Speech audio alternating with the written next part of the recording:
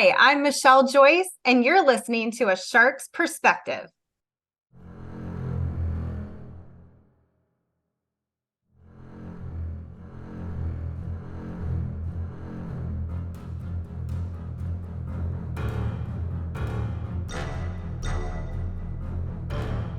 Welcome back and thank you for joining A Shark's Perspective. I'm Kenneth Kinney, but friends call me Shark. I am a keynote speaker, a strategist, a shark diver, host of this show, and your chief shark officer. Today we're talking about speaking, professional speaking that is, and what it takes to not only be a good speaker, but one that utilizes a well-known and respected speaker agent, someone who helps sell you as a speaker, promote you, handle contracts, be that back-end brand, if you will, for clients that hire you as a net speaker and know that you're someone they can trust.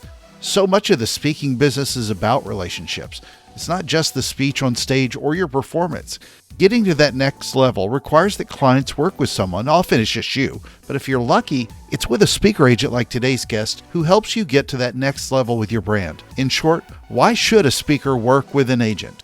Michelle Joyce is the founder of an exclusive speaker management company, Michelle Joyce Speakers, and is recognized by Forbes as a speaker industry expert with more than 25 years of speaker management experience, representing top keynote speakers in a variety of industries. And on this episode, we will discuss working as a speaker agent, the state of the speaking business, and working with bureaus, developing and maintaining your personal brand, the long game in the relationship business, what makes a speaker a net speaker, why some speakers don't work with agents, why some speakers succeed and others do not, servicing clients extremely well, fishing and shark stories on the Carolina coast, home renovation shows, roller coasters in NASCAR, Hilton Head, and a lot more. So let's tune into a top speaker agent with a top speaker shark on this episode of A Shark's Perspective.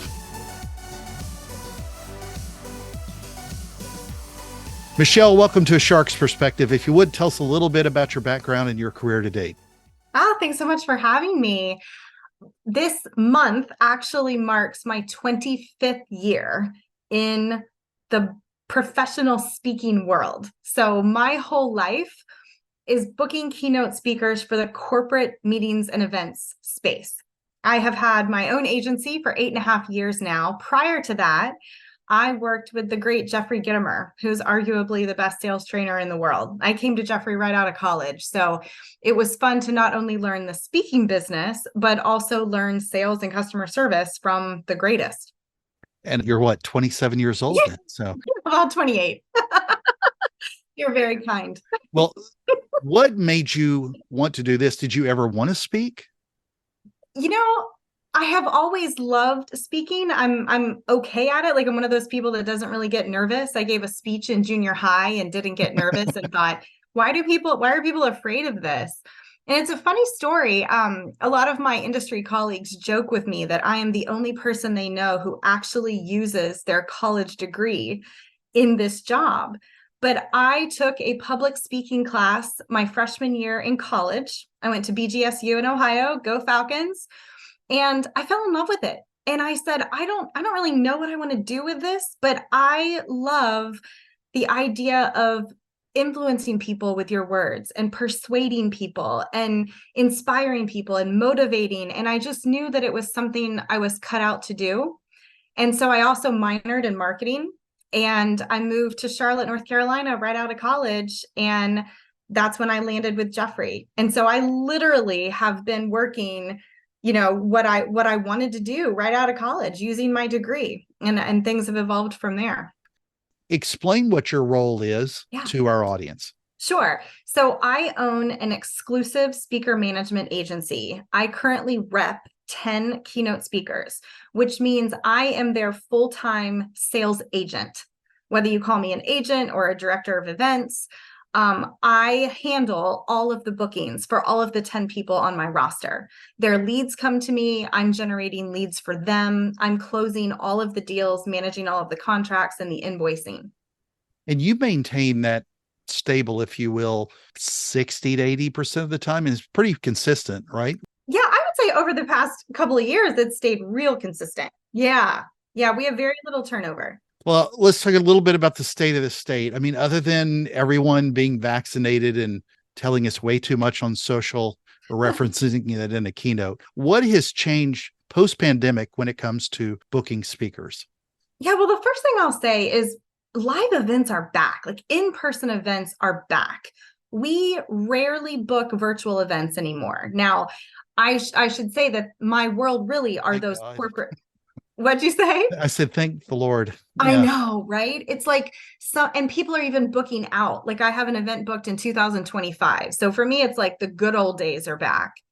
But for me, what changed is it sped up the learning curve of virtual learning for clients, right? We all knew it was coming anyway, but now that people were forced into it, they're a little bit more comfortable with it. So for us, we've had additional revenue streams because now I'm able to book additional supplemental ongoing products, right? So someone brings in my keynote speaker for their big annual meeting, and I can upsell quarterly touch points or a follow-up webinar because that was so foreign to them before they were forced on Zoom.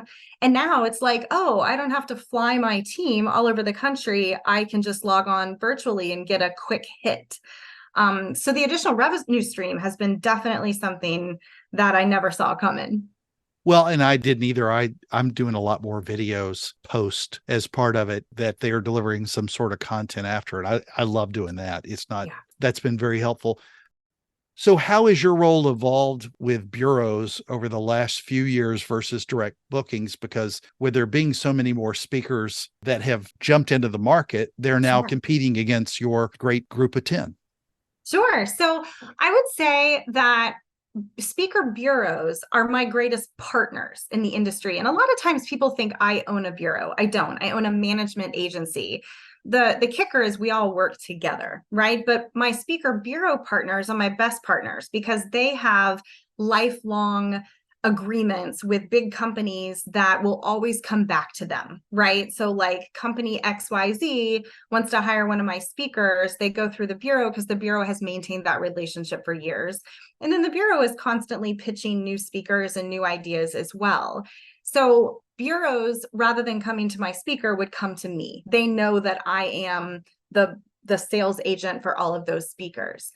I think how that is evolved, which was, originally your question, is it's a relationship business, right? Just like anything, everything's a relationship business, but our industry, times 10.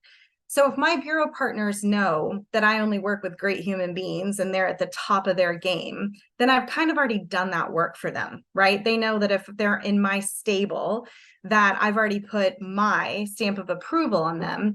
And they know that we are going to get them the information they need as quickly as possible. We're going to partner with them. We're going to be fully transparent. I'm going to get spin back to them. It's just really maintaining those relationships. And over time, those relationships grow and are nurtured into new ones. One of the things I know that when I first met you, I complimented you on the name that I knew you were building. And to that point, I see the trust that people find in you, especially with your personality. You seem very humble and easy to deal with. You don't seem like a diva. You haven't been anything but nice. And I think that comes to such a long way because somebody can eliminate and cut through a lot of the noise by knowing that your speakers have your stamp of approval. So what do you think it is the it factor that makes someone a successful speaker? Because I would obviously say that the 10 under your fold, if you will, have that it. Yeah, thank you for that. I think there's a couple of things for me that makes someone an it speaker. I think first and foremost, someone that's able to deliver new information in a fun and engaging way, right? Like clients are looking for new information they can take back to their job immediately after they hear it and put it into action. And when you work with an expert, in that field and they can deliver something that creates a new idea or creates a new avenue for someone, then that's really relevant. You're not listening to the same thing over and over again. It's really that new thing, right? And it's also what makes them uniquely qualified to do that. I have a lot of people on my roster who are world-class experts in their area. That's like they own it, right? They're global gurus, they're Hall of Fame speakers, they're New York Times bestselling authors. They have put in the years and years of experience and continue to do so that makes them super qualified to talk on that subject.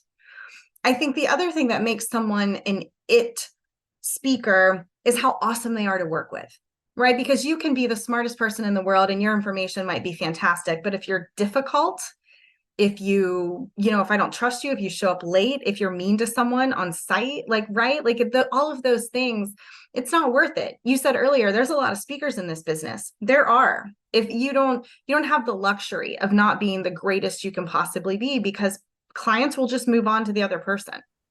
On the other hand, though, there are a lot of great speakers out there, but a lot of them don't make it, or maybe they don't get to that place where you sort of think of that it factor. What do you think is the reason why a lot of even great speakers don't make it?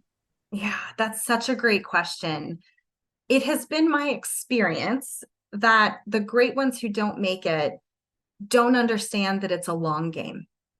There is a lot of hard work and time and effort and blood, sweat, and tears, that go into building a very successful speaking business. I think in order to make it in today's world, you have to understand that it takes time. There is no quick way. There is no secret. There is no one thing that you have to be doing. You have to be doing all the things all the time. You have to be reinventing your content,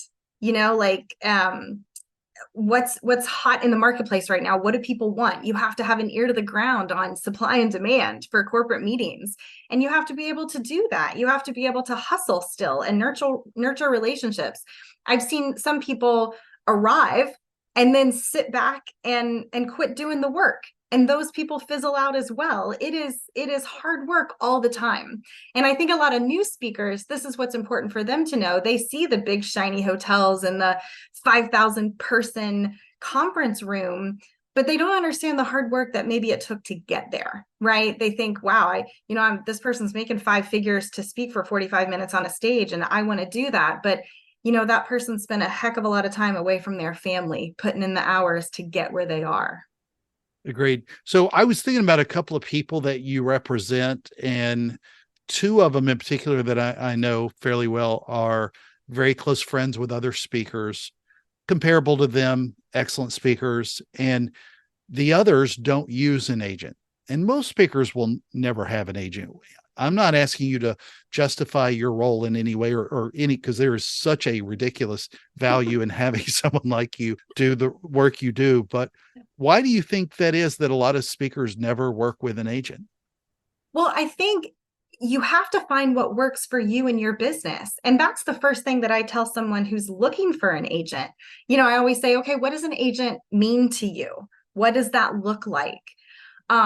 Some people are way better suited to have an on-site staff person, right? And that's what I did for Gittimer for 17 years.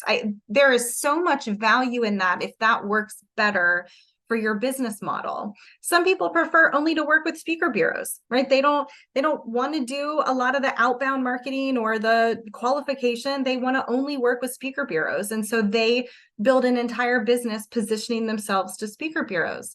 I think for speaker management agencies like mine and my peers that do the same kind of thing, what's cool is, they're a family. I have this roster of people that support each other, which, I was just telling someone the other day, that was a byproduct I never saw coming, right? They're like these amazing people who have all become friends, and they help and support each other. And it's like one of my proudest things.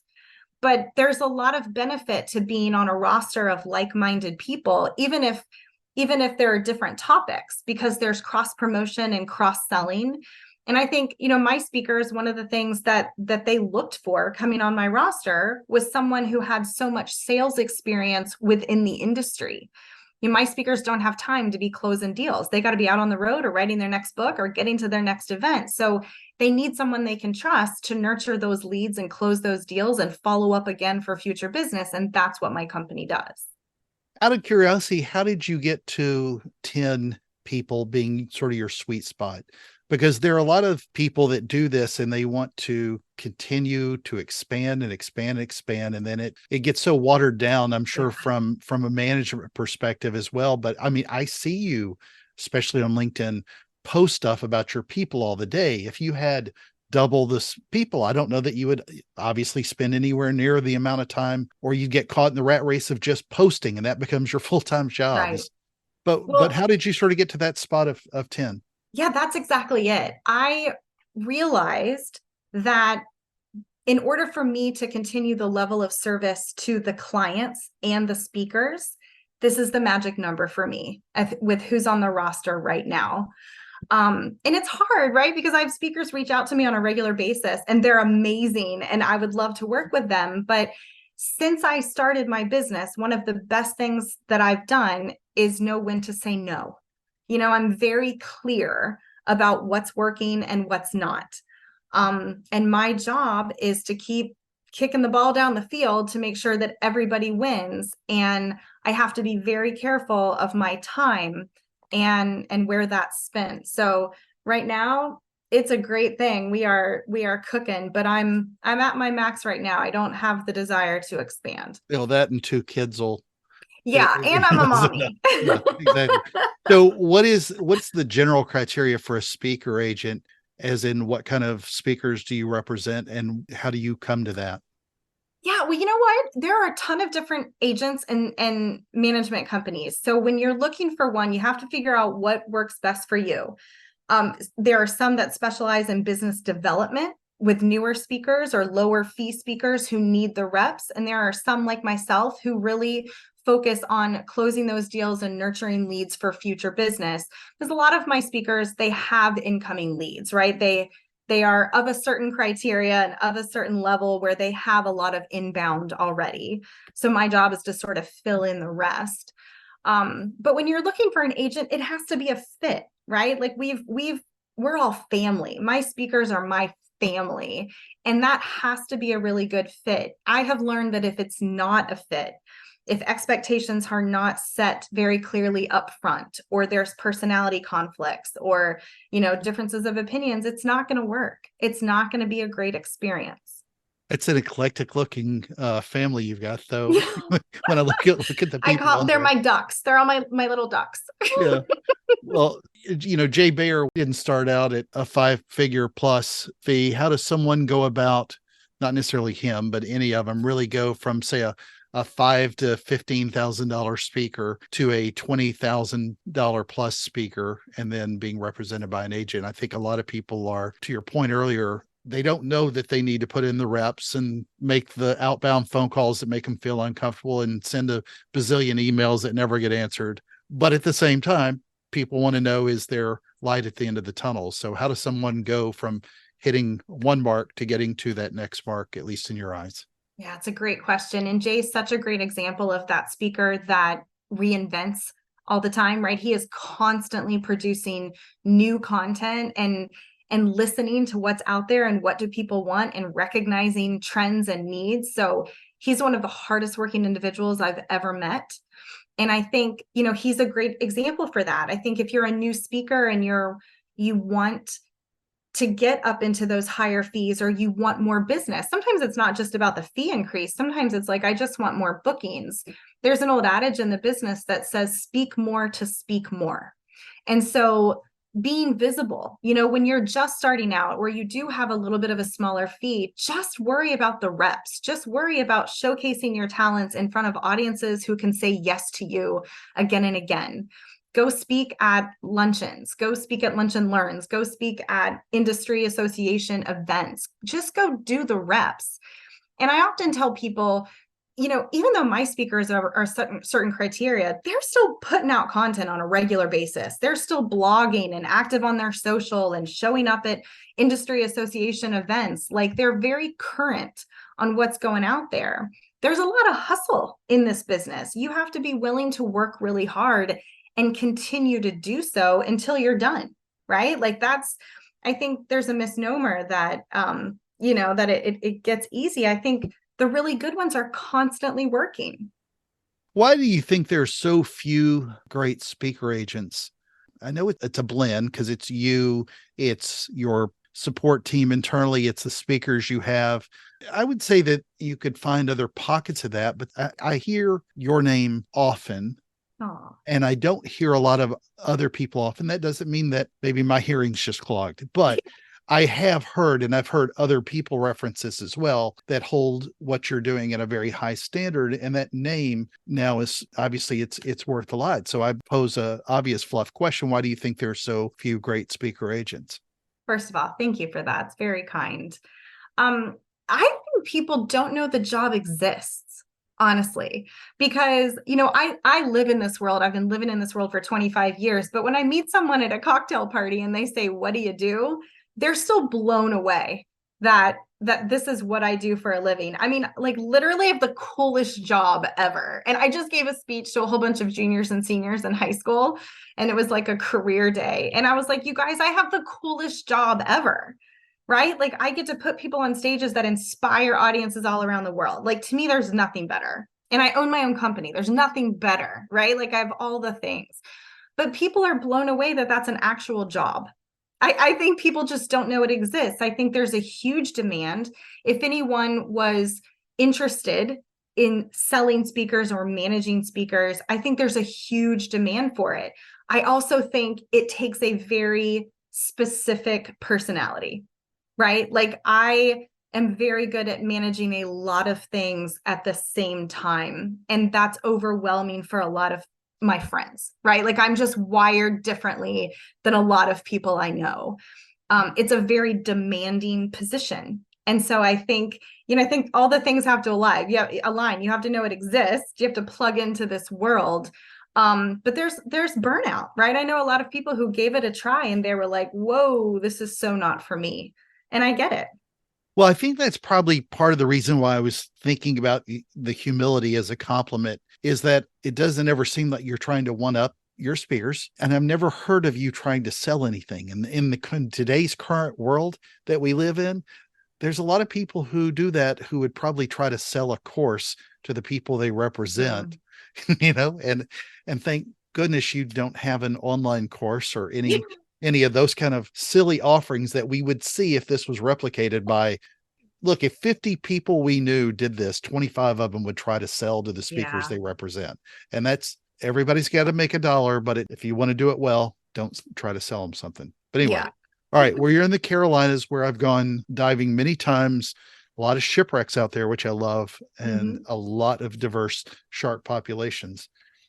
You go to Hilton Head a lot. So I I ask do. everyone who appears on the show, what is your favorite kind of shark and why? You have any Oh, shark stories at all? I have a great shark story. Actually, I don't know that I have a favorite shark because, I really don't want to encounter them like you want to encounter them. But let me think, it was 3 years ago.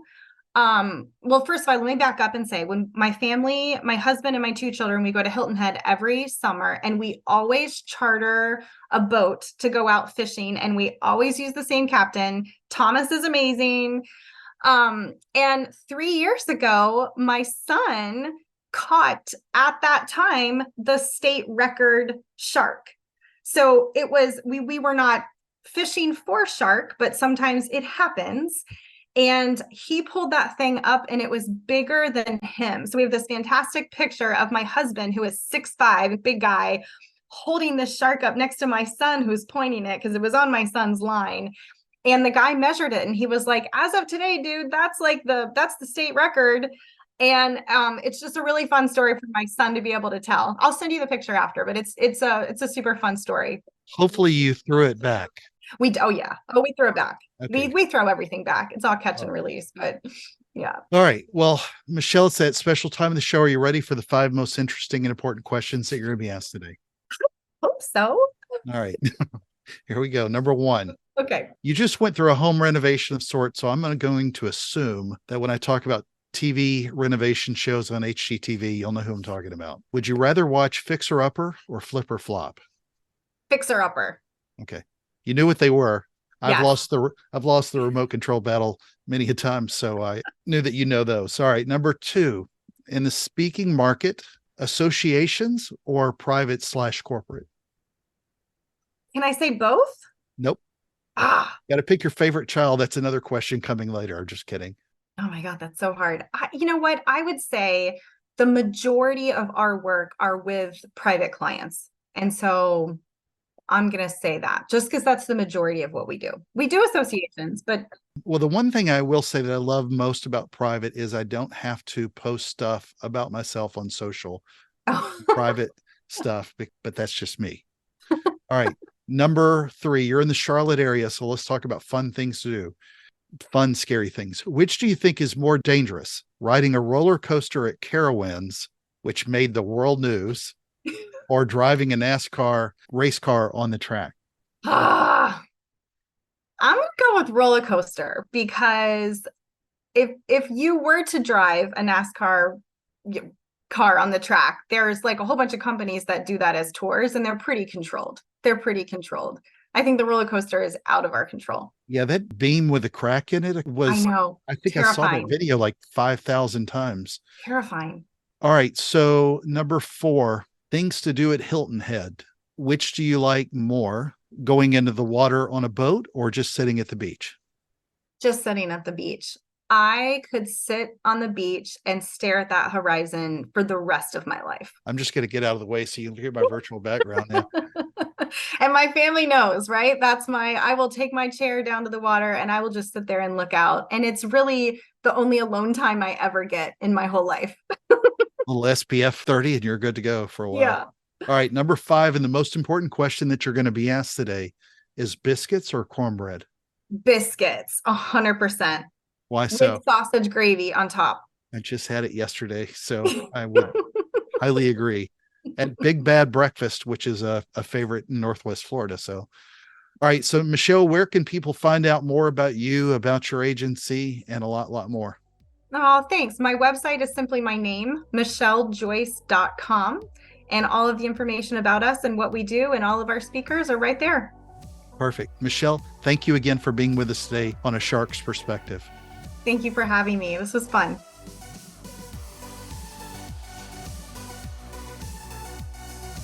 So there was my conversation with Michelle Joyce, the founder of an exclusive speaker management company, Michelle Joyce Speakers, and she's recognized by Forbes as a speaker industry expert with more than 25 years of speaker management experience representing top keynote speakers in a variety of industries. Let's take a look at 3 key takeaways from my conversation with her. First, one of my favorite points is when she talks about the value of relationships in professional speaking. It's a long game, and from someone who works as a speaker, I can tell you that what has benefited me the most, other than when I spoke on stage, it's the relationships that I've built with clients. They've evolved over time and they get stronger, and quite often those have led to second and third and fourth bookings, as well as referrals and testimonials and so on. Develop your website, your speaker reels, post on social media as often as you want and more. But truly invest the most in your business, in the relationships with those people. Many you'll just call clients, but others advocates, and hopefully many more you'll call friends. Second, what makes someone an IT speaker? In her eyes, a lot of it is a new idea or a new path or new explanation, if you will, that explains something in a new way. And she importantly added another it factor, being that you're easy and great to work with, because as she reminded us, it or not, there are plenty of choices out there. Third, what's your magic number? We all want more. I talk all the time about customer acquisition. We all want more and more and more. We want more gigs, more clients, and more. But as she reminds us, with her magic number of 10 speakers in her stable, it's because that's how many she can manage extremely well. She can manage more, but she knows that for her business and for the benefit of theirs, she needs to manage and perform for them extremely well. You want to build a brand? It's not a bad idea to be known as the one who performs not well, but extremely well.